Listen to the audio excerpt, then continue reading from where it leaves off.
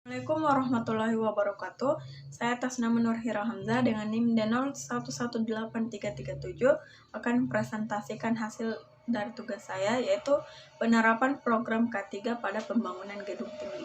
Baik, selanjutnya slide pertama. HAZOP adalah suatu metode identifikasi bahaya yang sistematis, teliti, dan terstruktur untuk mengidentifikasi berbagai permasalahan yang mengganggu jalannya proses dan resiko yang terdapat pada suatu peralatan yang dapat menimbulkan resiko merugikan bagi manusia atau fasilitas pada sistem. Adapun tujuannya untuk meninjau suatu proses atau operasi pada suatu sistem secara sistematis untuk menentukan apakah proses penyimpangan dapat mendorong ke arah keadilan, ke arah kejadian atau kecelakaan yang tidak diinginkan. Selanjutnya, tata cara penetapan tingkat risiko K3 konstruksi menurut Perpempu nomor 5/PRT/M/2014. Yang pertama, risiko K3 konstruksi adalah ukuran kemungkinan kerugian terhadap keselamatan umum, harta, benda, jiwa manusia, dan lingkungan yang dapat timbul dari sumber bahaya tertentu yang terjadi pada pekerjaan konstruksi.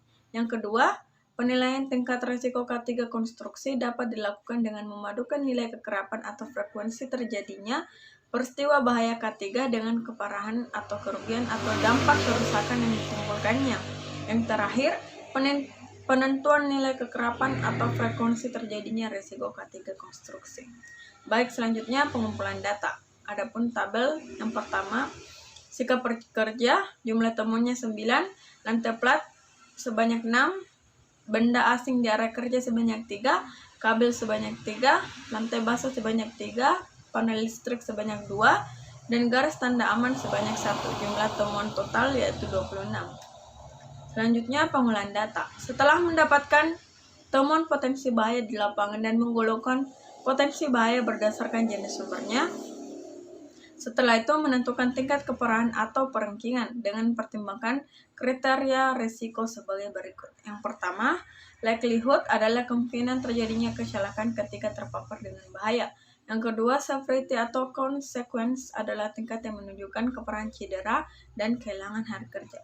Setelah menentukan nilai likelihood dan consequence dari masing-masing sumber, langkah berikutnya adalah mengalihkan nilai likelihood dan consequence sehingga akan diperoleh tingkat bahaya yang akan digunakan untuk melakukan perankingan terhadap yang nantinya akan dilakukan rekomendasi perbaikan. Selanjutnya, analisis sikap kerja. Yang pertama, deviation atau penyimpangan yang terjadi. Yang pertama, pekerja bertindak tidak aman atau melakukan pekerjaan tidak sesuai dengan SOP. Yang kedua, pekerja tidak menggunakan APD saat melakukan pekerjaan.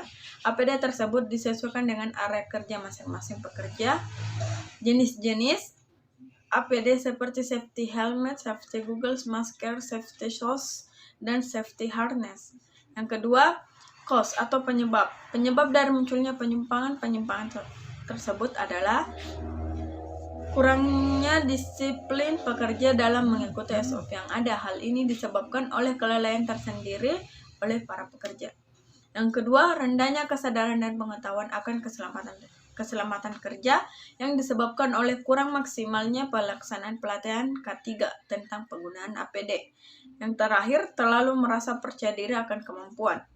Maksudnya, terlalu yakin akan kemampuannya sendiri sehingga sampai melalaikan APD yang akan menyebabkan kerugian untuk dirinya sendiri. Yang ketiga, consequence atau konsekuensi. Konsekuensi yang akan dialami pekerja bila pekerja bertindak tidak aman dan tidak menggunakan APD sebagai berikut. Yang pertama, kepala terbentur. Yang kedua, anggota tubuh terluka. Yang ketiga, terjepit. Keempat, gangguan pernapasan. Kelima, gangguan penglihatan. Keenam, gangguan pendengaran. Ketujuh, terjatuh dari ketinggian. Dan terakhir, meninggal dan dapat menyebabkan meninggal dunia. Yang kedua, apabila hal ini tidak segera diperbaiki, maka akan sangat merugikan perusahaan, khususnya pekerja itu sendiri. Yang keempat, tindakan. Yang pertama, tindakan yang dapat dilakukan untuk segera mengatasi sumber ini, yaitu melakukan briefing K3 untuk mengingatkan pekerja agar selalu menggunakan APD. Yang kedua, membuat prosedur kerja yang baik. Adapun alat pelindung diri atau APD adalah seperangkat alat yang digunakan oleh tenaga kerja untuk melindungi seluruh atau sebagian tubuhnya terhadap kemungkinan adanya potensi bahaya dan kecelakaan kerja. Yang pertama, pakaian kerja dan rompi. Yang kedua, safety helmet. Yang ketiga, sepatu kerja. Keempat, sabuk keselamatan. Yang kelima, kacamata kerja. Keenam, sarung tangan. Yang ketujuh, penutup telinga. Dan yang terakhir, masker. Selanjutnya, analisis lantai plat.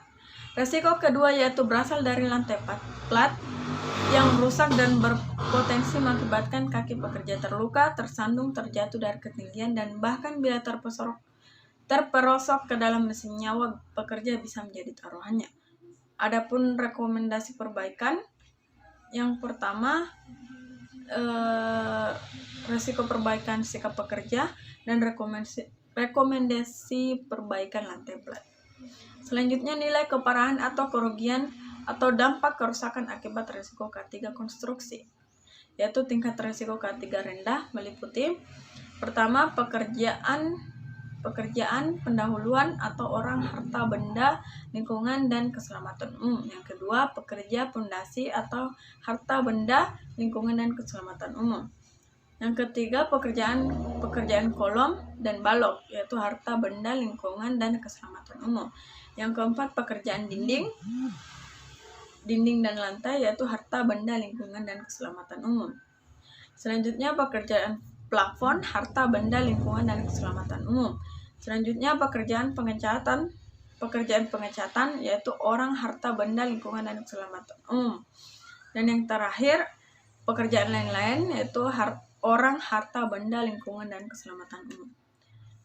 Yang kedua, tingkat risiko K3 sedang meliputi yang pertama, pekerjaan pondasi yaitu orang, pekerjaan kolom dan balok orang, pekerjaan plafon orang.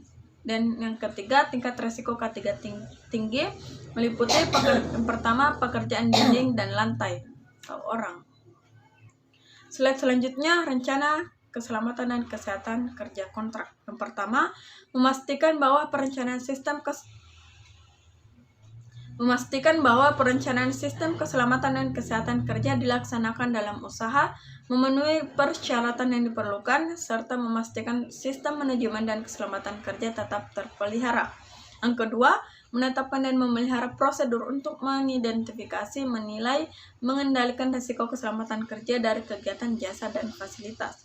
Yang ketiga, memastikan hasil dari penilaian dan pengaruh dari pengendalian dipertimbangkan dalam menetapkan sasaran keselamatan dan kesehatan kerja dan memelihara informasi yang relevan dengan perubahan yang diperlukan. Mencakup aktivitas rutin dan non-rutin dan aktivitas dari semua personel yang memiliki akses ke tempat kerja, termasuk subkontraktor dan pengunjung. Yang keempat, melakukan proses identifikasi terhadap risiko keselamatan dan kesehatan kerja sesuai dengan prosedur yang telah ditetapkan untuk setiap rencana pengembangan atau aktivitas baru atau perubahan aktivitas dan jasa. Yang kelima, menetapkan, memelihara, dan menerapkan prosedur untuk mengetahui dan memenuhi persyaratan hukum dan persyaratan lainnya yang diikuti oleh perusahaan dan relevan dengan risiko K3 dari kegiatan, jasa, dan fasilitasnya. Dan yang terakhir, peraturan-peraturan dan persyaratan hukum yang terkait dengan keselamatan dan kesehatan kerja harus terdaftar dan terdokumentasi sehingga memudahkan dalam pelaksanaan sistem manajemen K3. Baik, itu saja yang dapat saya sampaikan, kurang lebih mohon dimaafkan. Wassalamualaikum warahmatullahi wabarakatuh.